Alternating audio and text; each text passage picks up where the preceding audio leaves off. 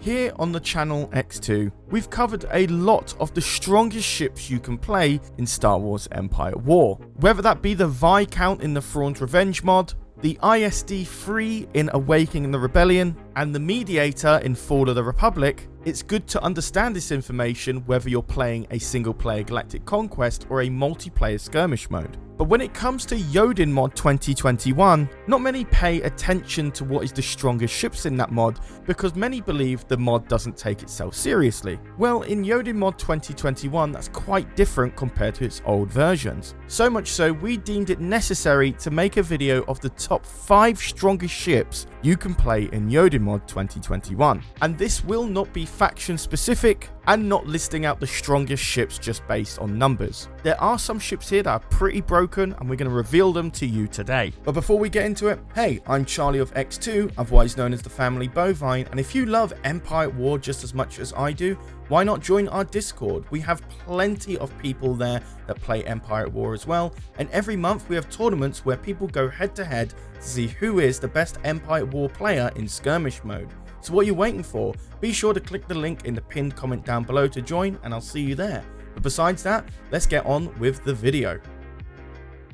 So just a heads up, we won't be covering any of the insta-win structures that you can build within Yoden Mod. So the ones that immediately spring to mind is either the Starkiller base or the Death Star 2, which are from the Empire and First Order alike. Those ships are supposed to be insta-win overpowered vessels because it is built within the gameplay structure of that faction. So instead we'll be covering ships only, and even some fighters made it on the list. Some of the most powerful Yoden ships that we're going to display today deal tons of damage, and some actually don't for a good reason. And that is very true with the 5th one on the list, which is the Dragon Destroyer. Built by playing the Consortium and either capturing a Hutt asteroid or building a Golden Station at tech level 5, the Dragon Destroyer doesn't really do a lot of damage, but the reason it is so strong is the sheer amount of hardpoints this ship has. But for anybody going against it, do not fret. Despite this ship having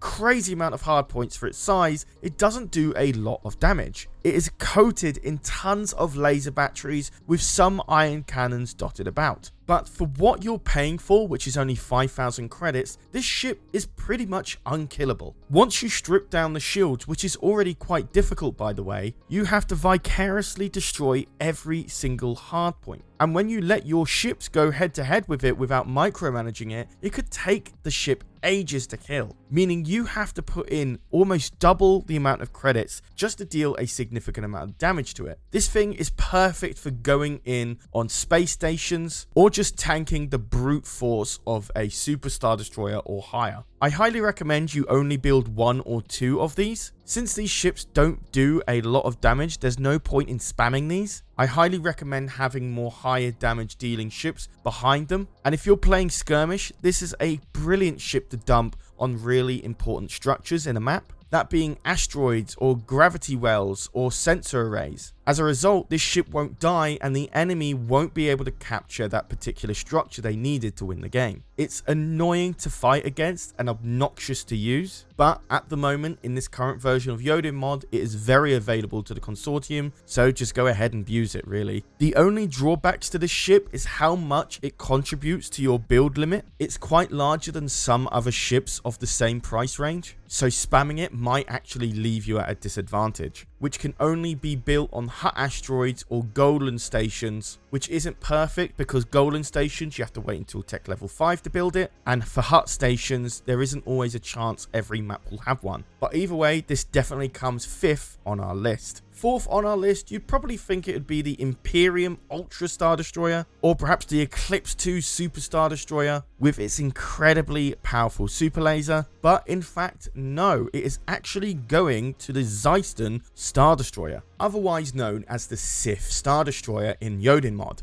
You're probably thinking why we've included in this list, considering it's a weaker version of the EcksToo Superstar Destroyer, but the fact is, this ship is pretty cheap to build at 7,200 credits, as well as its build time being relatively fast. The strong point about these ships is if you can stall long enough in your games, or just spam loads of them in your galactic conquest, and you can chain its super lasers one after another. And in many Empire War mods, super lasers do quite a lot of damage.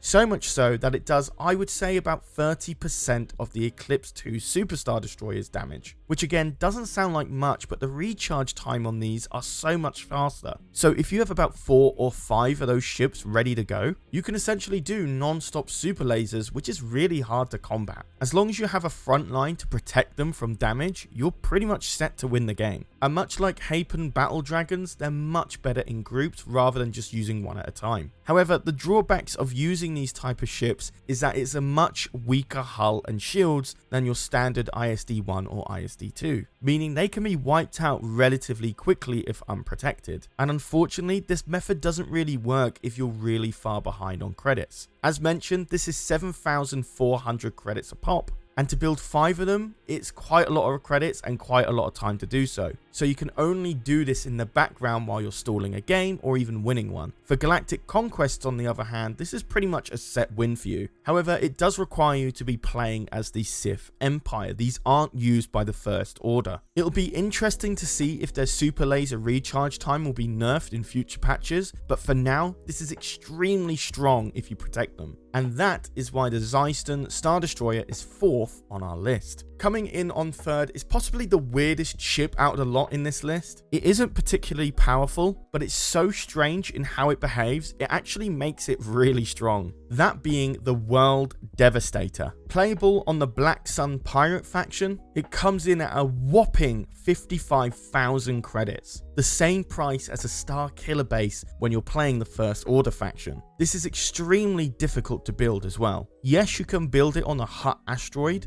but you cannot build it on a golden station that you tend to get at tech level 5. This is because the Black Sun Pirates don't get a golden station at tech level 5. Perhaps this is a bug in the game or was intended by Yoden, but if you are lucky enough to pull it off and wait 8 minutes to build this thing, it is virtually invincible. When you place it down, you notice there is actually no hard points on this ship. None at all. It's just a health bar and shields. And once it gets in range of enemies, it has one laser battery that it fires continuously. This sounds pretty pathetic, and honestly, when you see it for the first time, it's not that great. However, give it a bit of time and you'll notice one important factor. It has 100% accuracy. The laser battery fires quite frequently, which allows it to do continuous damage at all times with full accuracy at where it's firing. So it's brilliant for taking out fighters, and it's fantastic for taking out hardpoints. Not so fantastic at taking out lasers because it's just a small amount of damage at the end of the day, but its accuracy mixed with the fact that it's virtually unkillable kind of makes you a ticking time bomb for whether or not the enemy is going to win or lose. If you use this in Galactic Conquest, you're pretty much playing it in easy mode. None of the AI is going to be able to take it out, and you can just sit there and wait for it to win the game. It's slow, it's tedious, but also very OP. I'm putting this 3rd in my list because I find it so fascinating the way this ship behaves. Not to mention it has no hit points, and whilst it has very limited shields, it pretty much has infinite hull. So if you get the chance to build it, I definitely would, and that is why the World Devastator for the Black Sun Pirates is coming in at number 3. Our second most powerful ship in Yoden comes at no surprise, that being the Supremacy Mega Star Destroyer. Available to the First Order at 23,000 credits, it is cheaper than the EcksToo Superstar Destroyer and the Imperium Ultra Star Destroyer, but in return does massive amounts of damage. It is one of the very few ships at this size and caliber that has splash damage to boot, which means a single shot from it can do damage to multiple hardpoints at once. This is an incredible feature to have on a ship, not to mention its hardpoints are coated with tons of ion cannons, proton torpedoes, concussion missiles, and laser batteries. It does all sorts of damage, has tons and tons of hardpoints. 11 of those are dedicated to engines alone, which is incredibly powerful in Galactic Conquests, where if you try to retreat and your ship has no engines left, it is considered dead. which allows this to become a low risk ship in a risky combat situation. For skirmish, this ship just does too much damage. It can be defeated and taken down, but at the cost of possibly many ships to the enemy. This again comes down to the fact that it has splash damage and is able to boost its damage output by a active ability. It doesn't have any super weapons unfortunately, but again, the splash damage definitely makes up for it and then some. The only drawbacks I have to this ship is how you have to build it. It requires you to be at tech level 5 to build a Golan station, or if you're lucky enough to build it on a Hutt asteroid. This unfortunately means it takes a little bit of time to be able to build it securely, and on top of that, the ship is notoriously slow, meaning you have to be very careful where you decide to place this ship, because you'll likely lose if you have to try and move it from one point of the map all the way to the other. Not to mention, it takes up a lot of space in your ship cap. Either way, this is a fantastic ship. I've compared this to the Eclipse Super Star Destroyer, the Imperium Ultra Star Destroyer, the Executive Super Star Destroyer, all of them, and it wins outright. And that is why the Supremacy Mega Star Destroyer for the First Order comes in at number 2.